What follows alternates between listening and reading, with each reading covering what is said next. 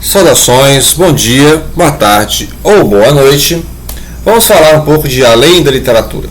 Vamos trabalhar os conceitos de história. Uma breve introdução a conceitos de história. Bem, o que seria história? História é uma disciplina que a gente estuda na escola, né? Em que aborda-se certos fatos, certos personagens, aquela figura do personagem heróico da história, né? Quem terá construído a Teba de Sete Portas, né? Será que César conquistou a Gália sozinho, né? Tem aquele poema do Bertolt Brecht falando sobre quem realmente faz a história. Será que Alexandre o Grande ele foi sozinho para as suas batalhas, né? Bem, a história e a literatura têm em comum um certo aspecto que é a narrativa, ou seja, há um encadeamento de fatos, há um certo número de personagens, há questões de onde acontece essa história, né? Em que momento histórico, em que local, em que contexto, né? Então você tem a narrativa. Agora a diferença da história para a literatura é que essa narrativa na história precisa ter fatos, eventos históricos, personagens que realmente existiram. Então a gente fala que existe uma preocupação historiográfica, uma preocupação arqueológica. Será que tal personagem existiu? Então, já a literatura não tem essa preocupação. A literatura cria mundos ficcionais. A narrativa literária não precisa ter uma base arqueológica. Né? Então, e é muito bem fluido, porque quem faz história também está fazendo narrativa no sentido de ordenar fatos, selecionar fatos. Então, então a história é ficção. É fluida, né? Mas é claro que a história precisa ter fatos ali, precisa ter eventos, documentos históricos, né? Ruínas históricas. Por exemplo, a Ilíada, né? A Ilíada do Homero, era um livro histórico? Não era um livro histórico, mas não era totalmente lenda, porque arqueólogos descobriram ruínas de Troia, 7 cidades, né? Camadas uma sobre a outra, sobrepostas, né? Então, ou seja, existiu Troia, ou Ilion, Ilíada, né? Existiu uma guerra ali, mas foi por causa de Helena, pode ser uma questão de comércio, a rota ali naquela região do Mar Egeu, né, onde é a Turquia hoje, tal. Então, ou seja, aconteceu a guerra de Troia, né, o dilúvio universal, várias literaturas falam de dilúvio universal, vários cientistas falam que existiu inundações naquela região. De repente o dilúvio universal foi a inundação da bacia do Mediterrâneo, na região da Mesopotâmia, né. Então a literatura trabalha todas essas questões que podem ser históricas pela ficção. Então, você tem lá a epopeia de Gilgamesh, você tem a Arca de Noé, etc. Agora, pode ter acontecido um dilúvio limitado naquela região ali da Europa, do Oriente Médio e tal. Mas ali, o que eu estou mostrando é o seguinte, há uma narrativa, há uma tentativa de explicar a realidade que você cria o que a gente chama de história. Os povos antigos tinham a sua história cíclica, né? Então as estações se sucediam, as gerações se sucediam, os deuses se sucediam, existiam eras humanas, né? As civilizações do norte da Índia falam de vários ciclos de vida e tal. Já o cristianismo é uma história mais linear, né? Existiu o nada, o abismo, aí surgiu Deus, o Gênese, aí o pecado, aí depois vem os profetas, aí vem Cristo, vem a salvação, vem o Apocalipse, o juízo final e a vida eterna. Então você tem uma linha, ou seja, tem uma linha em que Deus vai criando as coisas, né, uma providência divina vai criando a história. Então fica essa questão, essa história são eventos que se sucedem, reis que se sucedem, dinastias que vão uma atrás da outra, ou tem ali uma providência divina guiando essa história. Então vários pensadores ao longo da história, né, trabalharam isso. Uma dica de leitura para trabalhar história em sala de aula, e eu vou usar a básica aqui, né, conceitos de história, é esse livro em que vários autores, né, falam sobre como é ensinar história e quais os modos, metodologias de ensinar história. Porque você tem uma forma de ver histórias que são tanto quanto paralelas, né, dependendo do ponto de vista ideológico, teórico que você tem. Então, por exemplo, no iluminismo, tinha aquela preocupação de explicar racionalmente a história. Então tirava um pouco a providência e racionalmente explicava essa história. E aí abordava certos temas, né? Ou seja, as figuras históricas, os reis, em que eles trabalhavam, quem eram os povos que estavam apoiando, quais as dinastias, como eram os movimentos camponeses, né? Então começou essa questão de não é só o grande líder, o grande rei que fazia a nação. Né? E aí surgiram os pensadores iluministas que pensavam aquelas questões dos poderes, né? Acabar com o absolutismo, criar os poderes, né? Ela tem o executivo, o judiciário, o legislativo, né? Os três poderes, né? O executivo, o legislativo, o judiciário, que é o Montesquieu, a divisão dos poderes, a questão dos direitos humanos, né? A Revolução Francesa já começou com esse direito universal dos seres humanos, os homens nascem livres, né? E depois, após a Segunda Guerra Mundial, tem a declaração novamente, né, em 1948, novamente, vamos declarar aqui os direitos humanos, né? Bem, então, no século XVII, né, um italiano chamado Giambattista Vico falava também da história cíclica, né? Aí você tinha uma era dos deuses, que é uma era teocrática, né? Você tem uma era dos heróis, que seria uma era aristocrática, e você depois tem a era dos povos, a idade dos homens, né?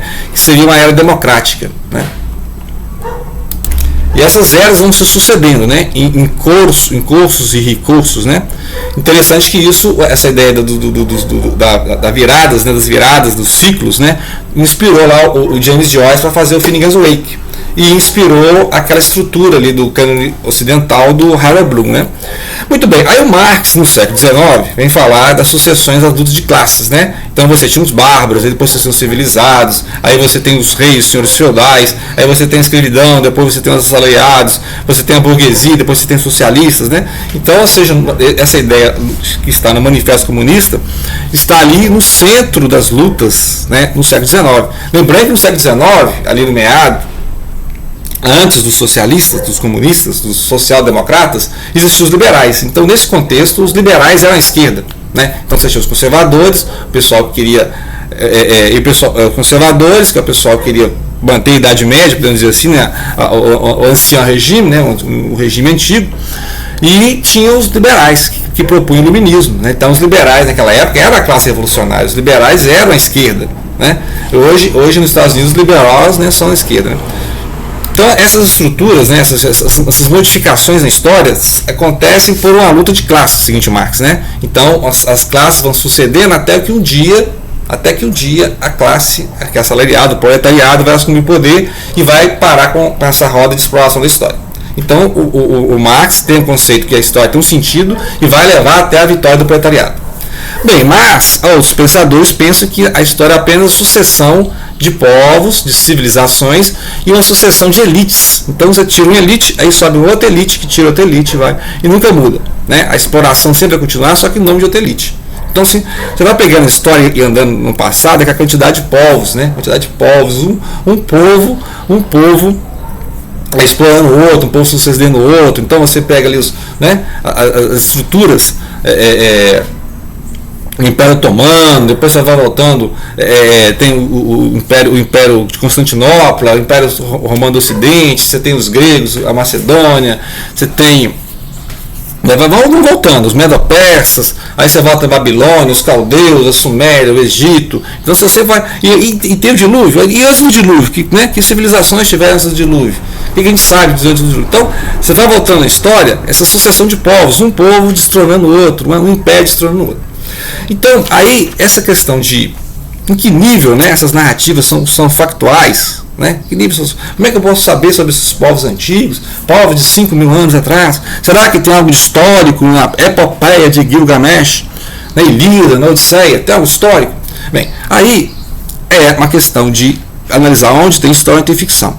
E aí, quem trabalha com essas duas coisas, de história e ficção, é o romance histórico. Então vamos falar aqui, vamos escolher um foco aqui, romance histórico. Romance histórico, o que seria o romance histórico? Romance histórico, o pessoal fala muito que vem do romantismo, porque o romantismo já idealizava a Idade Média, né? O romantismo já idealizava a Idade Média. Então você tem ali o escocês, o Sir Walter Scott, o Invagnoé, que fala ali das lutas dos normandos, dos saxões, Idade Média, né? Dos reis ingleses e tal. E tem até a história no século XX do francês Maurice Druon, que é aqueles reis malditos, né? Ele vai contando lá a história dos reis da França, lá do Felipe o Belo, né? Com os templários, lá no século XIV, etc. Então tem essa questão de recontar a história. O Shakespeare, as suas histórias heróicas, né? Os históricas, Júlio César, o Shakespeare recontando a história de Ricardo III, né, tem essas peças históricas, mas em que modo essas obras são históricas? Será que o Shakespeare estava preocupado com história, né? Então, ou seja, ele estava querendo fazer história? Não, na verdade ele estava usando o fundo histórico, né? Muitas dessas obras de romances históricos eles aproveitam o fundo histórico para contar a história, né? Então, por exemplo, você tem o Guerra e Paz do Tolstói, que é lá no final do século final do século XIX, falando do início do século XIX, que é o Império Napoleônico, as invasões do Napoleão ali na Europa, na Rússia, né? Você tem, por exemplo, O Tempo e o Vento, do Érico Veríssimo, contando ali a história do sul do Brasil, dos gaúchos, dos espanhóis, aqueles povos ali no sul do Brasil, e ele vai fazendo, ele publicou nos anos final dos anos 40, 50, 60, aquelas epopeias, né? O Continente, o Retrato, o Arquipélago, ele vai até a Era Vargas. Na Era Vargas, nós temos um romance histórico interessante, que é o Agosto, foi publicado em 1990, do Rubem Fonseca. Então ele conta ali. E na Europa nós temos o famoso romance histórico do Humberto Eco, né? O Nome da Rosa, 1980, A Ilha do Dia Anterior, Pêndulo de Foucault. Você tem o Memorial do Convento, História do Cerco de Lisboa, do José Saramago, Prêmio Nobel, né? Então essas histórias ali tem um personagem histórico e tem aquele contexto de época, né? José de Alencar, sabe o José de Alencar, aqueles romances dele são romances históricos, né? Esse romance de fundo histórico, tem alguns acontecimentos históricos, mas ele vai ficcionalizando. Muito bem, vamos passar então agora só para a dica de leitura de uma importante autora, Ana Miranda, que ela trabalha isso, né? Ou seja, ela reconta a história aqui do Brasil, da Bahia, lá do século XVII, época do Barroco, Gregório de Matos, Boca do Inferno, tem lá os sermões do Padre Vieira, né? Então ela reconta aqui, tem essa edição nova também, e ela vai contar essas histórias desses autores que realmente existiram, né? O Gregório de Matos existiu, o Padre Vieira com seus sermões infindados, a coleção de sermões do Padre Vieira são 12 volumes, são 12 volumes só de sermões, assim, a alta erudição do Padre Vieira, coisa impressionante, né? O domínio de retórica do Padre Vieira e o domínio de poesia, né? De poesia sarcástica, satírica, irônica do Gregório de Matos, né? Que ali fora que ela vai mostrando as facções de poder que existiam naquela época, né? A questão da igreja, o poder que a igreja tinha naquela época. Então ela vai usando esses personagens históricos, mas ela vai recriando eventos, vai aumentando a história, as entrelinhas, né? As entrelinhas da história, que aí é o que o romance histórico faz. Ele pode aproveitar fatos históricos, personagens que realmente existiram, heróis, né, guerreiros, generais, e que reconstruir essas histórias através da narrativa ficcional, ou seja, criando diálogos que você não sabe o que eles falavam, né, como eles falavam, mas você recria esses diálogos, né? A Ana Miranda tem vários romances, aqui eu tenho dois, né, que é esse, o Boca do Inferno, e o Amrik, que ela vai contando aqui a imigração libanesa no final do século XIX no Brasil, né? Quando chegaram os libaneses, os árabes do Líbano, da Síria, né? Povos que vinham, junto com os italianos, junto com os alemães, com os poloneses, vinham colonizar o Brasil, né? Então, belíssima edição, né? É uma prosa assim que fala da condição feminina, né? Mas é basicamente baseado em questões que aconteceram, histórico mesmo, né?